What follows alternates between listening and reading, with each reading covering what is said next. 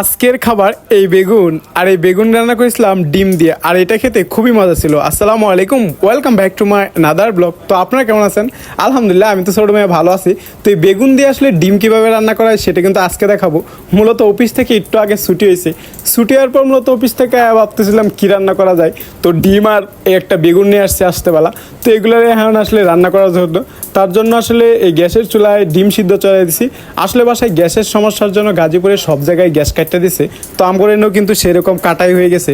তো এবার ডিমগুলো হয়ে গেলে তারপরে একটু তুড়ি মারতেই ডিমগুলোকে সুন্দরভাবে সিলা হয়ে গেল।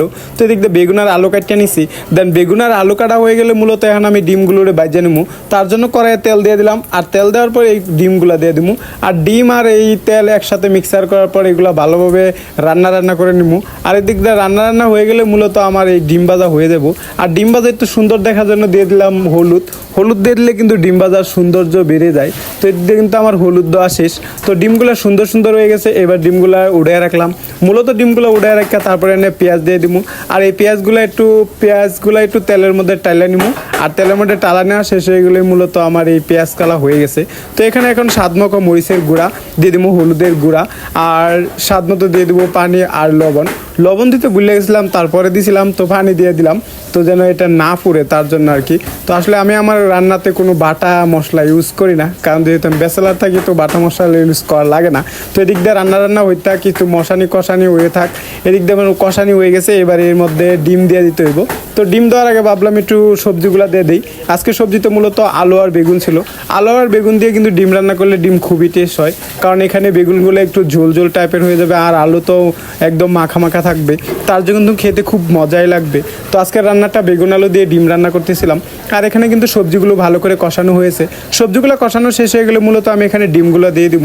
আর ডিমগুলো দেখতে কিন্তু খুব সুন্দর কালারফুল হয়েছে। কালারফুল হলে কি হবে, এই ডিমগুলো পরবর্তীতে কালার নষ্ট হয়ে গেছিল, কারণ এখানে আমি পর্যাপ্ত পরিমাণে পানি দিয়ে ডিমগুলো আর আলুগুলো আর সবজিগুলারে সিদ্ধ করতেছিলাম। তো এদিক দিয়ে কষানো হয়ে গেলে এখানে মূলত পানি দিয়ে দিতে হইব। মূলত কড়াই বইরা পানি দিছি, কারণ একটু বেশি করে রান্না করতে হইব, কারণ সারাদিন খাইতে হইব, তার জন্য আর কি। মূলত আজকে 3টা ডিম দিয়ে রান্না করছি, 3 বেলায় আমি খাবো। তো এটাই আমার আজকের রান্না। তো তারপর একটু স্বাদ টেস্ট বাড়ার জন্য দিয়ে দিলাম কাঁচামরিচ, দিয়ে এটা ঢাকনা দিয়ে ঢেকে দিলাম 10 মিনিটের জন্য। 10 মিনিট পর ফিরে এসে দেখি এটা একদম বলক উঠে গেছে। তো এটা আসলে পুরোপুরি হয় না, এখনও অনেক বাকি রয়ে গেছে। তো আর একটু ঝোলটা শুকাতে হবে, তাহলে খেতে আরও বেশি মজা হবে। তো আরও 10 মিনিটের জন্য রেখে দিলাম। টোটাল 20 মিনিট পর আবার ফিরে আসছি। তো 20 মিনিট পর এসে দেখি এটা একদম মাখা হয়ে গেছে। তো এবার কিন্তু এটা খাবারের জন্য উপযোগী হয়ে গেছে। এদিক দিয়ে আমি চলে গেছিলাম ফ্রেশ হওয়ার জন্য। ফ্রেশ হয়ে তারপর রুমে চলে আসি। দেন পর আমার এই আলু আর ডিম আর এই বেগুন কষা কিন্তু হয়ে গেছে। তো এটা এখন আমি নামিয়ে নিব, আর একটু ফ্রেশ হয়ে আসে ভাত খাইতে বসি।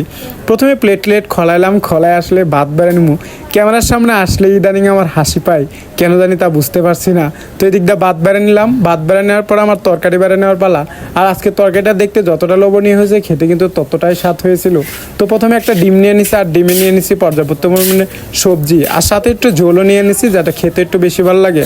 তো এখন আমি ভাতগুলো ভালোভাবে ঝোল আর আলু দিয়ে মাখিয়ে নিব। তারপরে ডিম ভরিয়ে তারপর আমি মুখে দিব। তো আসলে এটা ডিম ভরিয়ে যখন আপনি মুখে দিবেন, এটা একদম ওভার টেস্ট ছিল। তো আমার কাছে তো আলহামদুলিল্লাহ গার্মেন্টস সারাদিন কাজ করার পর এই খাবারগুলো খেতে খুবই স্বাদ লাগে। তো কেমন লাগে আমার ভিডিওটি সেটা কিন্তু কমেন্টস করে জানাতে পারেন। আর অবশ্যই ভালো লাগলে লাইক করেন, শেয়ার করবেন। সবাই ভালো থাকবেন, টাটা, গুড বাই।